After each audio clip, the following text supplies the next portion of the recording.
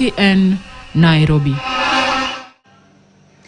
Gavana wa kaunti ya Mombasa, Abdulswamad Nassir, ameongoza uzinduzi wa kitengo cha dharura cha kisasa kilichokarabatiwa katika hospitali kuu ya rufaa ya Pwani jijini Mombasa.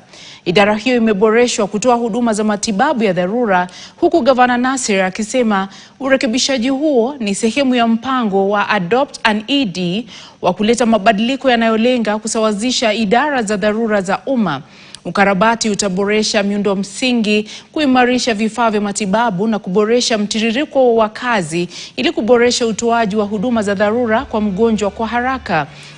Gavana Nassir ameahidi kuendelea kuimarisha sekta ya afya hadi katika hospitali za magatuzi madogo kaunti ya Mombasa. Tutaanza kuafikiana kujua wale wafanyikazi, manasi, madaktari, clinical officers, wote wenye kuhitajika, na sio wa Coast General peke yake, wa Mombasa nzima wataanza kuajiriwa na serikali yao ya kaunti ya Mombasa, kwa sababu hakuna faida ya kuwa na vifaa vyote hivi kama hatuna madaktari.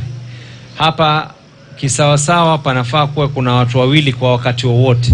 Kwa hivyo kama ni shift ya masaa 8, watu wawili masaa 8 wapumzike, waingie wengine wawili. Sasa hivi tuna mmoja. Maaskofu wa Katoliki nchini